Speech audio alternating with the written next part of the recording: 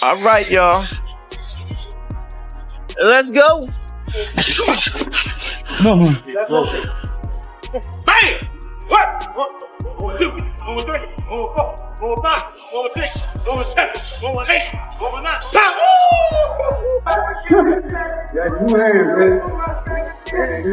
9. On with less than 3 weeks left before the controversial showdown, Jake Paul has revealed his secret weapon, and this time it's not some flashy gadget or eccentric coach. It's a world champion, the buzz around. Tank versus Jake keeps growing every day from knockout. Bonuses to shocking behind the scenes.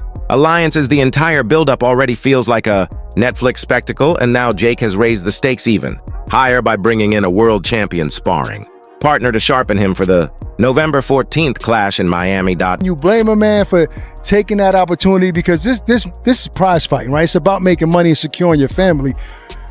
Can you fault him for that? It's two sides of that. Like, okay. It just depends. Like, as a fighter, just because I had a draw with somebody, for me, I may run it back. But this revelation came straight from Jake's own words during an interview with TMZ Sports. And you could sense the pressure starting to settle in. He called this his most dangerous fight yet, admitting that for the first time in a long while the nerves are getting to him. Jake said, being vulnerable for a second, "This is crazy. This is scary. It's kind of keeping me up at night." And just his speed, his elusiveness, his ring IQ, his conditioning. You know, he's gone 12 rounds so many different times, something that I've never even done. So he's going to be sharp all the way through. I mean, the list goes on. And so just actually being vulnerable for a second, it's like, this is crazy. This is scary. However, he quickly balanced that moment of vulnerability with the revelation that he's been stacking his camp with elite talent. Alongside regulars like Raymond Ford and Montana Love, he confirmed that Shakur Stevenson, one of the most defensively gifted fighters in the world, would be joining his camp to help him sharpen up before facing Tank. Man, I'm thinking about, Bigfoot versus Littlefoot. Andre the Giant versus Wee Man. Man, this is gonna be better than damn Circus Olay. Yeah, they're gonna look weird as hell in the ring together, man. You see how big Jake Paul is? 200 plus pounds? Man, I don't understand it. I don't get it. Now that's the part that caught everyone completely off guard, because if you've followed boxing even casually over the past few years, you already know that Shakur Stevenson and Gervonta Davis have never exactly been on friendly terms. When it comes to Davis, you know, he says in the press conference, what do you say? Just be a fan and watch and enjoy the fight. Enjoy what, bro? You against Uber drivers? I don't want to watch that. You know what I mean? And then you get a guy who gives you a good fight. You don't even give him a rematch. You know what I mean? And then you want to be compared to Floyd. Floyd gave instantaneous rematches.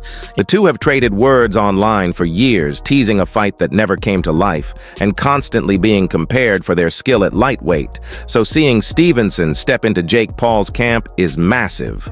Shakur even sounded genuinely excited, posting on X saying, "Fire. I get a chance to pick a great business mind and give some game in the process. I'm down." It was a short post, but it spoke volumes. He's not just there to spar. He's there to study, to learn, and maybe even to send a quiet message to Davis himself. In any realistic or legitimate way in your mind, you could see Jake Paul winning a fight against Tank? No. No way. Nope. What makes this partnership even more fascinating is that it actually makes perfect strategic sense. Stevenson's style revolves around timing, precision, and angles, which are exactly what Jake will need if he wants to handle Davis's relentless pressure.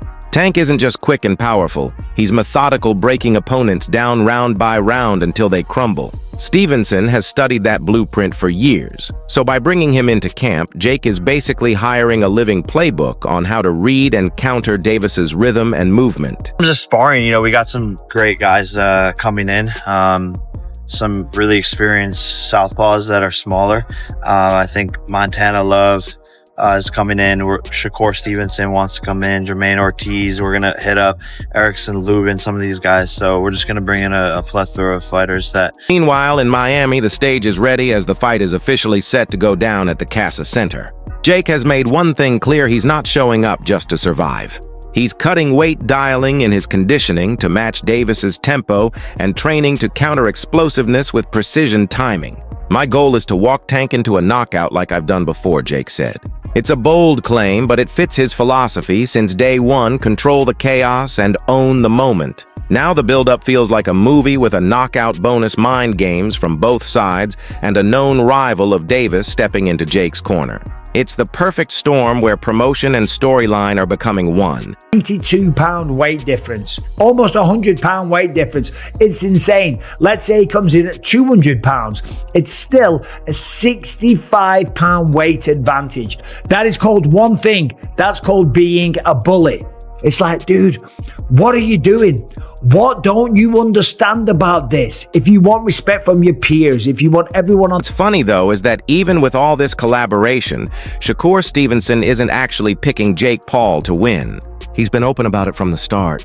In his interview with TMZ, Stevenson said that while he respects Jake's preparation and mindset, he still believes Gervonta Davis will be the better man on fight night. Size might factor in a little, Stevenson admitted, but if I'm Tank, I'm just going to outbox him, use my skills and IQ to make it simple. I can see Tank outboxing him easily and turning the whole fight into a smooth performance.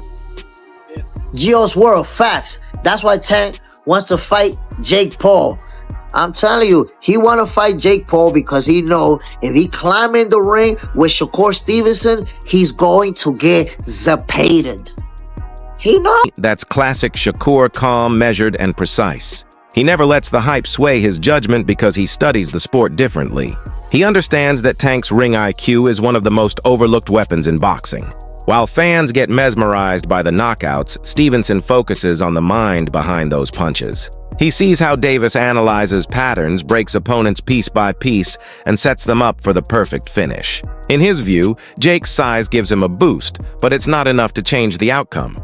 I think Gervonta Davis is probably the greatest fighter around now, but he's got a tough fight coming up. You know, he's the top dog, there's no doubt about it. He showed that. However, not everyone agrees with that take. Terrence Crawford, one of the most complete and respected fighters of this generation, sees things from a completely different angle. During his appearance on the Full Send podcast, Crawford surprised everyone by saying he's actually leaning toward Jake Paul to pull off the upset. And his reasoning wasn't emotional, it was scientific. In Crawford's words, Jake is simply too big for Tank. Of the latter. But instead of giving us the rematch with Roach, he's going to fight Jake Paul. Now, this is where you have a chance to stand up as fans. Don't pay for it. Don't watch it. But we know that you're going to. In reality, Crawford said Jake is just far too big for Tank to handle. He gave Tank full credit for his talent power and explosiveness, but pointed out that Jake's physicality changes everything. Jake can punch with that right hand, Crawford explained.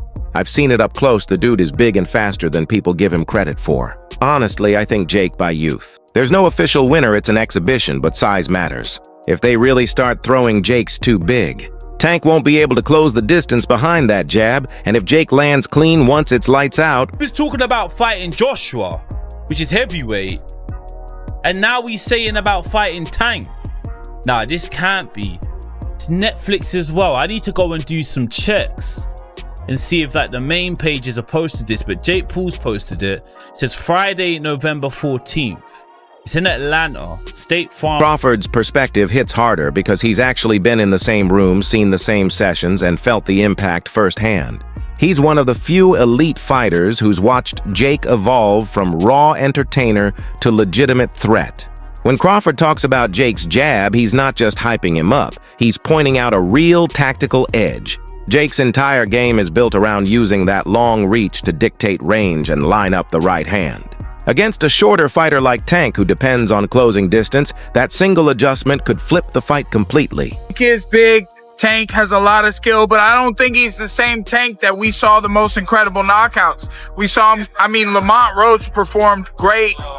They went to draw, and, you know, I just don't know. And Tank walked away. I don't know if he loves it enough to beat a guy who outweighs him by 80 to 100 pounds.